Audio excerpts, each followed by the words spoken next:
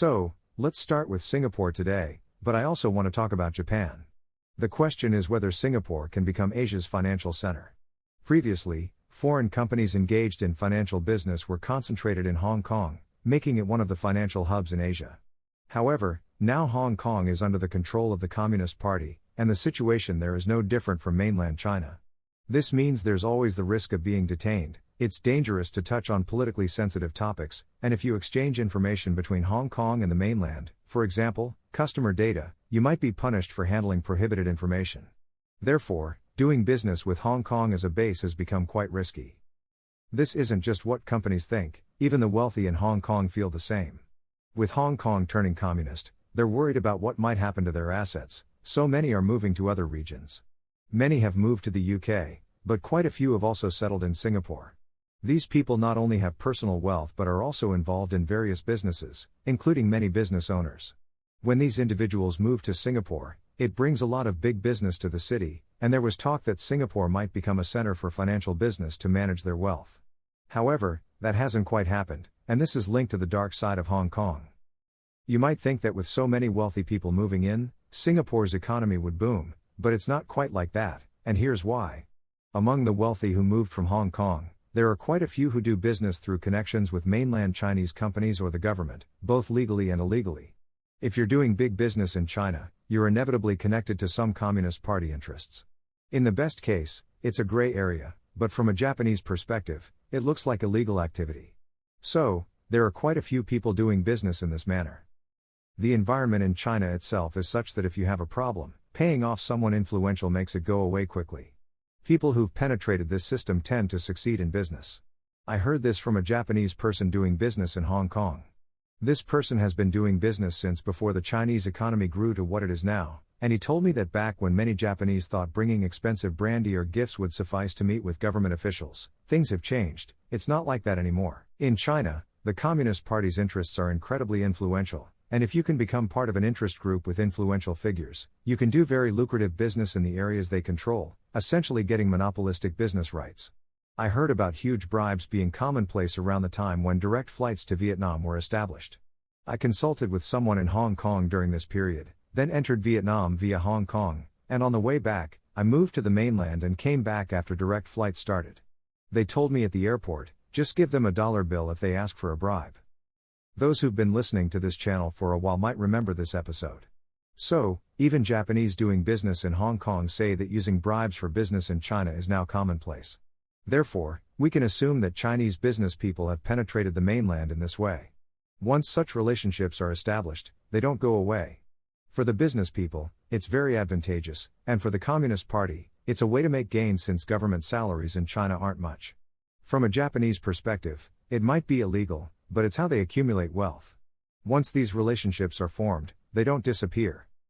By the way, in Japan, there's also a system where many children of politicians work in TV stations, forming a kind of interest community, ensuring that no unsavory stories come to light.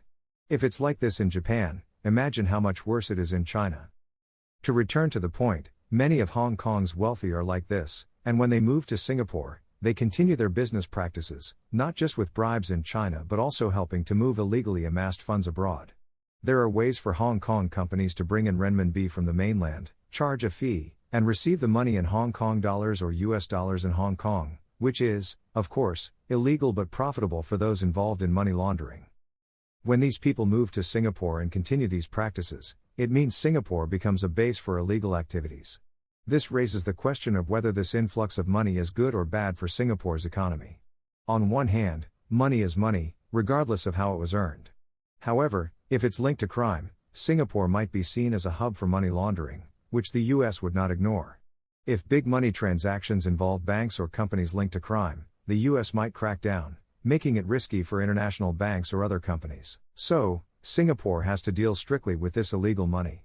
Despite some major money laundering cases being uncovered last year, which I believe I covered twice on my channel, ultimately, the arrival of wealthy people who made their fortunes through illegal means might seem good because money comes into the country, but if the basis of their wealth is illegal, it could lead to Singapore being questioned for allowing such practices to continue. Therefore, while there was talk of Singapore becoming the next financial center after Hong Kong, it hasn't quite taken off, partly because of the shady dealings by Chinese wealthy people that have come to light, making foreign companies wary of how Singapore's relationship with the US might change. By the way, Singapore relies on the US for security while having deep economic ties with China, making it a country that could be in a difficult position if U.S. China relations worsen. Small countries like Singapore tend to be in such situations, and South Korea faces similar issues with pro-Chinese factions within the country. Back to Singapore, if we only consider money, the inflow from those with ties to the Communist Party might seem beneficial, but from the perspective of other countries, these are people engaging in illegal activities. Continuing this could lead to the U.S. questioning Singapore's governance, seeing it as a center for money laundering. The U.S. is strict about money laundering domestically, and if such practices are overlooked elsewhere, it's detrimental to U.S. interests. Singapore would want to steer towards a cleaner direction, aiming to be a legitimate business center. However, with the influx of Chinese billionaires with dubious wealth, there's the issue of how to handle them.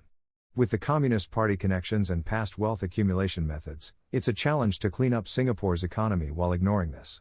Thus, whether Singapore can become Asia's financial center post-Hong Kong's communization remains very uncertain, especially with its security dependent on the US while economically tied to China.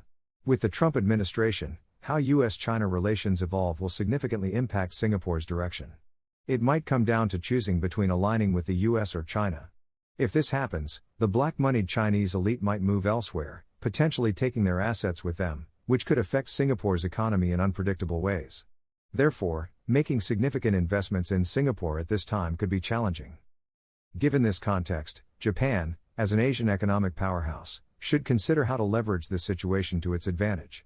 There are economists on YouTube talking about this, so I won't go into detail, but the financial business involves huge sums, and even a 1% fee can bring a lot of money to Japan daily.